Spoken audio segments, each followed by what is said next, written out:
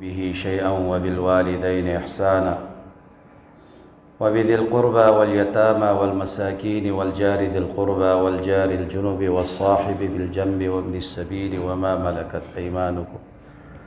إن الله لا يحب من كان مختالا فخورا صدق الله خالقنا العظيم محترم سامعین، د تیرو څو جمعونه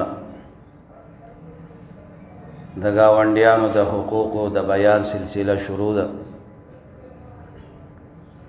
چې الله جل شانه غواړي دا چې د الله دا بندگان په دې دنیا کې په سکون او اطمینان سره زندگی تیر کړي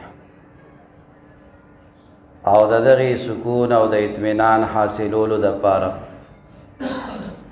دین اسلام او شریعت په دې معاشره کې چې څوک هم اوسیږي په یو بل باندې څه ذمہدارۍ او څه حقوق دا لازم کړي دي چې د دغه حقوق او د دغه ذمہدارۍ پوره کولو سره په معاشره کې به امن راځي، په معاشره کې به خوشحالي راځي، په معاشره کې به محبت وي، نفرتونه به بیا په دې معاشره کې نه وي، عداوت او دشمنۍ به بیا نه وي، د یو بل قدر او د یو بل احترام به وي. نو دغه حقوقو کې یو لوی حق په یو انسان باندې دا د هغه د ګاونډي هم دین اسلام او شریعت موږ ته ذکر کړي. دارنګه د دې ګاونډیانو درې قسمونه هم دین اسلام او شریعت موږ ته ښودلي دي چې کله ستا په ګاونډ کې یو کافر اوسیږي نو د هغه یو حق دی در باندې په حیثیت د ګاونډي، او چې کله ستا په ګاونډ کې مسلمان اوسیږي نو د هغه دوه حقوق دي در باندې، یوی د مسلمانۍ حق دی در باندې او دویم حق د در باندې د ګاونډي دی. دارنګه که د یو مسلمان سره په ګاونډ کې د ده رشته دار اوسیږي نو د باندې درې حقوق لازم او ضروري دي، یو د ګاونډیتوب حق، دویم د مسلمانۍ حق او دریم د رشته دارۍ حق. دا دین اسلام او شریعت موږ تاسو ته اجمالاً د دې حقوقو د ادایګۍ حکم فرمایلی او بیا په تفصیلاتو کې هم رسول الله علیه الصلاۃ والسلام بعضې حقوق د دې ګاونډیانو راته ذکر کړي دي چې په هغې کې لومبنی دا حق و چې کله ستا په ګاونډ کې څوک اوسیږي دی بیمار شي نو اول حق پتا دا دی چې د ده ډېر زیات خیال او لحاظ وساته چې دې بیماری کې دته د کم څیز ضرورت وي او په کم څیز سره دته راحت او خوشحالي رسیږي، د دغې راحت او د دغې خوشحالۍ رسولو د دې کوشش ور باندې وکړه چې په هره طریقه باندې دې ته خوشحاله کولی شي. دویم که چېرته دی وفات شي، رسول الله علیه صلات وسلام فرمایي شیعته، د وفات نه بعد تر تدفین پورې د ده چې څومره ضروریات او څومره حقوق دي په دې ټولو کې داخل او شامل پاتې کېدل، که هغه د ده د غسل مرحله ده، که هغه د ده د جنازې مرحله ده، که هغه د ده د تدفین مرحله ده، په دغې ټولو مراحلو کې د دې سره شریک اوسېږه او دغه حق د ده ادا که. دریم دا چې که دی ژوندی دی نو په دې معاشره کې دی پاتې کېږي، کله د ده ضرورت هم راتلی شي، نو که چېرته ستا نه د قرض مطالبه وکړي دغه مطالبه ته پوره کوه، دا قرض درته ورکوه. څلورم دا که چېرته په ده کې څه عیب تاته ښکاره شي، څه نقصان درته ښکاره شي، څه کمی او کمزوري درته ښکاره شوله، دا خلکو ته مه ښکاره کوه، دی مشهوروه مه په معاشره کې چې دا زما ګاونډي دا چل کوي او دا کوي، بلکې نبی علیہ الصلاۃ والسلام فرمایي سترته، پرده پې اچوه، ځکه دین اسلام او شریعت د یو انسان د بېعزتۍ او د سپکې نه موږ سخت منع کړي چې د چا د بېعزته کولو نه خپل ځانونه ډېر زیات وساتئ. د چا سپکه مه کوئ او چا لره بې پردې کوئ ما چې څومره درنه کېږي په یو بل باندې پردې اچوئ. رسول الله علیه الصلاۃ والسلام فرمایي چې کم یو مومن بنده په دې دنیا کې یو مسلمان او مومن بنده باندې پرده واچوله د هغه یو عیب دی پکې هغه د خلکو نه پټ کړلو. رسول الله علیه الصلاۃ والسلام فرمایي چې دغه انسان باندې به الله په دنیا او آخرت کې پردې واچي. د دنیا د رسوایۍ نه به هم ساتي او د آخرت د رسوایۍ نه به هم بچ کوي. او خدا نه خواسته که یو انسان راولګيږي د بل مسلمان بې عزتي او سپکه وکړي د هغه پرده واخلي هغه بې پردې کي. رسول الله علیه الصلاۃ والسلام فرمایي چې الله جل شانه بدل رسوا کی او بې پردې به کی اگر چې د خپل کور په صحن کې دننه ولی نه وي. نو رسول الله علیه الصلاۃ والسلام د گاوند په حقوقو کې یو اهمترین حق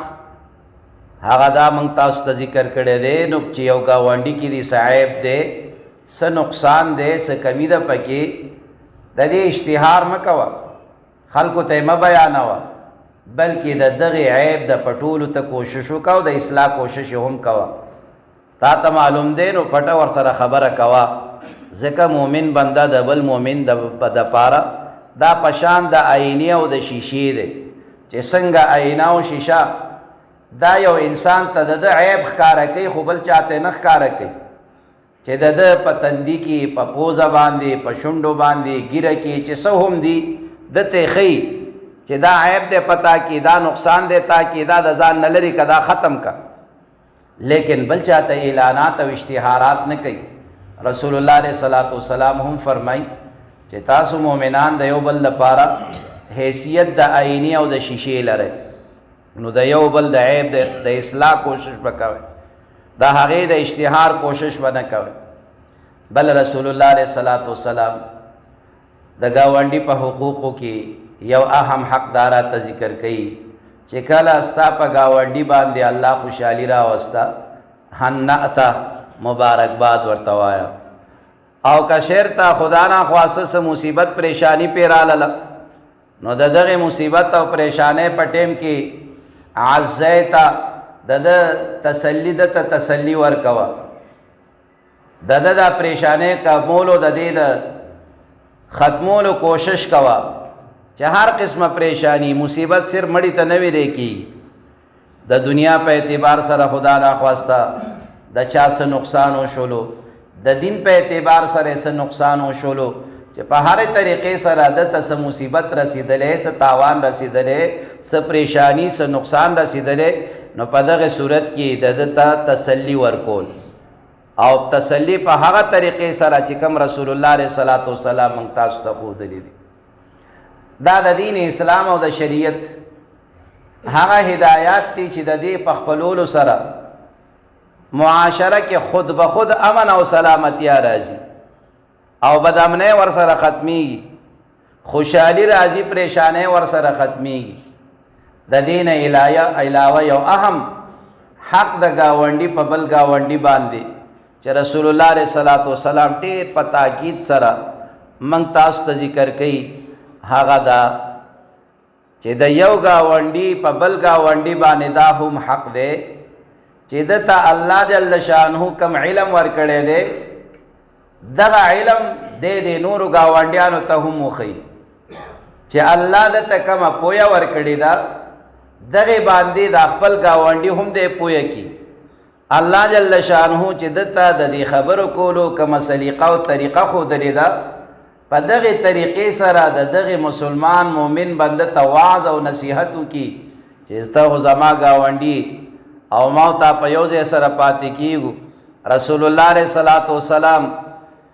د ګاونډي ډېر زیات د حقوقو د ادایګۍ تاکید موږ ته رسول الله علیه الصلاۃ والسلام فرمایلی دی او بیا د چې دا کومه خبره ورته کول غواړي د خیرخواهۍ په بنیاد باندې دغه خبره د مؤمن بنده ته وکړه الله جل شانه به په دې خبره کې خیر او برکت واچي او په ده باندې به اثر وکړي. دارنګه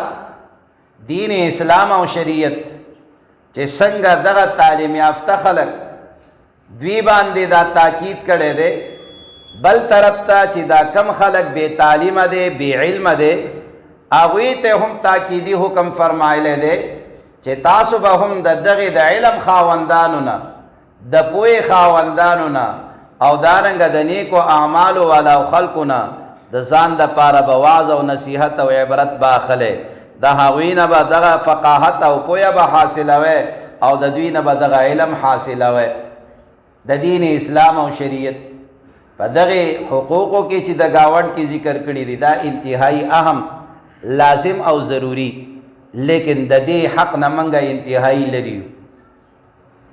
او د دې هیڅ قسمه غم فکر سوچ د چا سره نشته. هلکه دا څوک دی دا چې ګرځي په دې کوڅو کې، دا خو جي زمونږ د ګاونډي بچی دی، ولې دی سکول ته ولې نه ځي، دی بل یو مدرسې ته ولې نه ځي، دی جومات ته ولې نه ځي، دا تپوس څوک هم نه کوي.